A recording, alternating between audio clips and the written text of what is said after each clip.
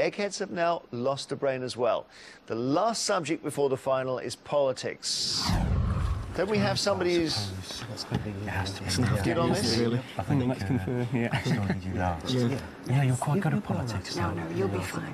Okay. I think we're going to stick to our original and have Patrick showing, okay. And which egghead would you like to take apart on politics? Get rid of Kevin. Try Kevin. Yeah, I think so. Okay. Unlikely, but we'll try Kevin, please. Nice work. A lot of players try this, hurling themselves at Kevin before the final, just to see if they can knock him out. Okay, Pat from Ex-Appeal versus Kevin from the Eggheads. Please go to the question room now. Right, 3 questions on politics in turn. And, Pat, you can choose the first or second set of questions. Well, I'm wondering whether to break with tradition, but I don't know. I think I should just go first, really, just like all the others. Follow suit. Here's your first question. Good luck. In 2005, Ed Miliband became MP for which constituency? Was it Bethnal Green and Bow, Doncaster North or Oxford East? Right. Well, I think... I know Bethnal Green. I was working around there at that time, and I think Una King and the George Galloway fight was going on at that time, so near enough that time. So I think George Galloway might have been there. Doncaster North, it's probably more likely to be a bit of a Labour stronghold than Oxford East, I think. So I think maybe it's probably Doncaster North. Nice work, Doncaster North it is. Not an easy question. Kevin, which building opened in 2001 was built to provide extra space for MPs and their staff?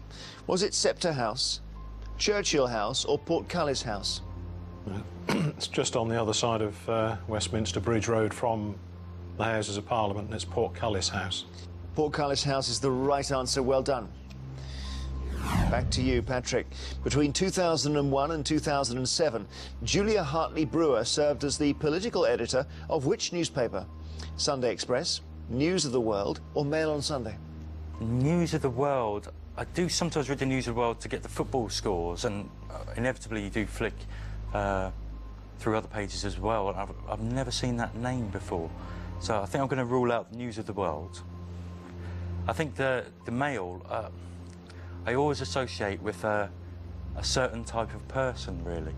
If I can remember the question you just asked me, the woman had a double-barrel surname. Is that correct? Julia Hartley-Brewer.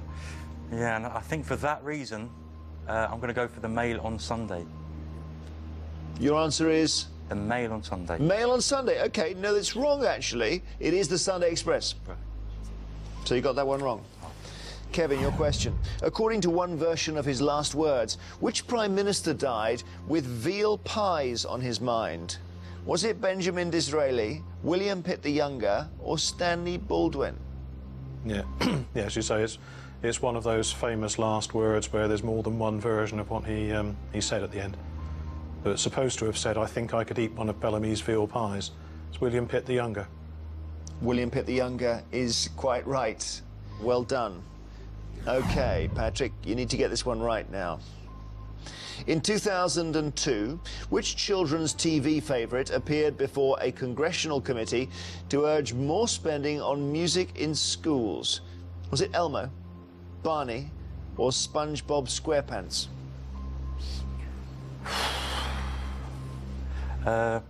SpongeBob SquarePants was probably at his peak, maybe in the early noughties. I think maybe SpongeBob I'm going to go for. Jeremy, please. It wasn't SpongeBob SquarePants, it was Elmo, Patrick, which means I'm afraid you have been knocked out by Kevin, and if you return to us, we will play the final round. This is what we've been playing towards. It is time for the final round, which, as always, is general knowledge. But I'm afraid those of you who lost your head-to-heads won't be allowed to take part in this round. So Matt, Elaine and Pat from Ex-Appeal, and also Judith from the Eggheads, would you please now leave the studio? Terry and Phil, you are playing to win Ex-Appeal £7,000. Pat, Kevin, CJ and Daphne, you are playing for something that money can't buy, the Eggheads' reputation. As usual, I will ask each team 3 questions in turn. This time the questions are all general knowledge, and you are allowed to confer. So, Terry and Phil, the question is, are your 2 brains better than the Egghead's 4? And would you like to go first or second? Let's stick to going first. Let's stick to going first. We'll continue the tradition. We'll go first.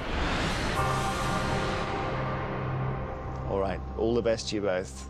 In 2010, Karen Brady became vice-chairman of which football club? Was it Blackburn Rovers, Everton or West Ham United? It's West Ham, I'm pretty certain it's West Ham. Yeah, and I saw her, and I think she was on The Apprentice talking about that as well. Yeah, so I think it's West Ham. Yeah. Yes, we're going with West Ham.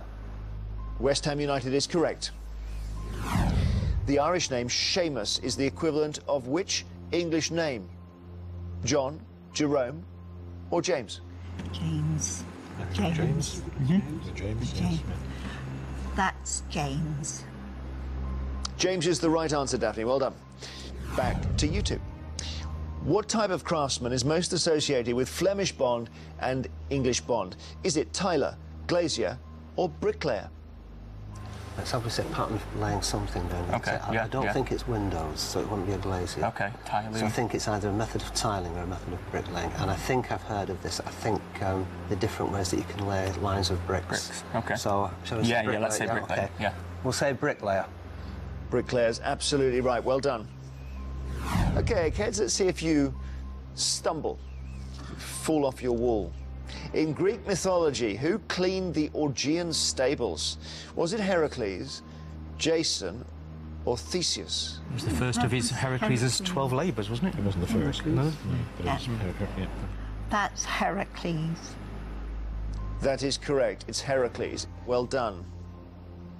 Okay, so look, if you get this one right, we've seen it happen many times before. The eggheads really, they look cool, but they start to sweat. Just get this one right. The Potala Palace is the former home of which spiritual leader? Is it the Dalai Lama, the Pope, or the Aga Khan? Yes, P-O-T-A-L-A, as you'd expect. The Potala Palace. I'm going with the Dalai Lama. I don't know why. I've just got an idea. I've just got an idea of the Dalai Lama for some reason. I can't explain it, I'll just say. Yeah, I'm happy to go with that, yeah. We'll try the Dalai Lama. Can you explain your glimmer, Terry? Not really. I'm almost sure it's not the Pope. I don't know about... I've just something at the back of my mind. I just feel it's the Dalai Lama. You're absolutely right. 3 out of 3 for your team. Good.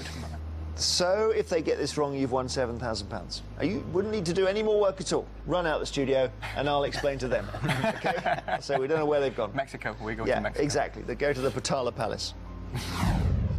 Eggheads, your question. You get this one wrong, it's over.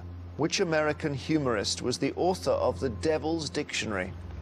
Was it Robert Benchley, Ambrose Bierce, or Mark Twain? Ambrose Bierce. Yes. Ambrose Bierce. You're correct. Ambrose Bierce is right. OK, so 3 points each. You're both playing very well, both teams and both of you. It goes to sudden death. It's a bit harder. I don't give you alternatives. Who wrote the 1956 novel Pincher Martin? It's the same man who wrote The Lord of the Flies. Wrote The Lord of the Flies. It's about a seaman who drowns, isn't it? OK. And he kind of goes back through his life as he's drowning. It's William Golding. That is correct. Well done. Eggheads, you get this wrong, they've won £7,000. Whose recording of Answer Me was banned by the BBC in 1953 for including the phrase Lord above?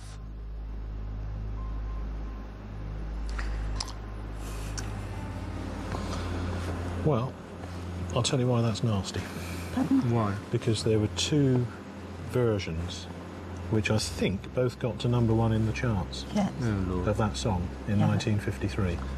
There was Frankie Lane and there was David Whitfield. Yes. Ah. Well, shall we think about this logically then? If it's Frankie Lane or David Whitfield, you say? Yeah. Frankie Lane is... The bigger name. The bigger name and the most known. Yeah. We don't know it if both of them were versions in that year, but I think we have to go for Frankie Lane. Yeah, I think that's probably makes sense. OK. Well, we are debating between Frankie Lane and David Whitfield. but we feel it's Frankie Lane.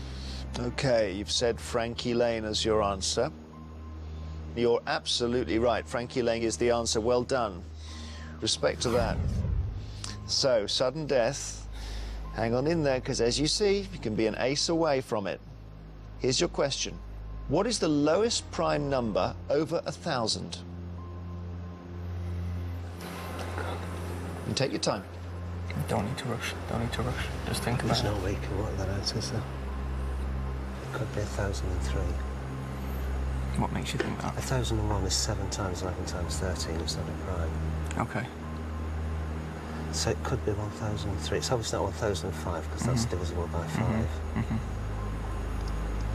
I don't Yeah. say 1,003. Right, but it's, yeah. I mean, you can't do them all in your head No, without you a can't. calculator, can you? But that's good logic. So We'll I'll try okay. 1,003. I'm sorry, it's not a prime. What do you think it is? I'd have gone for 1,001. No, that's not a prime either. 1007. Nope. It's 1,009. Oh, Right. that's The surprising. lowest prime number over 1,000 That's a tough question. is 1,009. All right, so you're in their hands now. Bad luck. Eggheads, what was the name of the American cooking expert, author, and television personality whose championing of traditional French cooking was chronicled in the 2009 film Julie and Julia? Julia Child. Yes. Yes, yeah. She's Julia Child. You're absolutely right. It is Julia Child. So congratulations.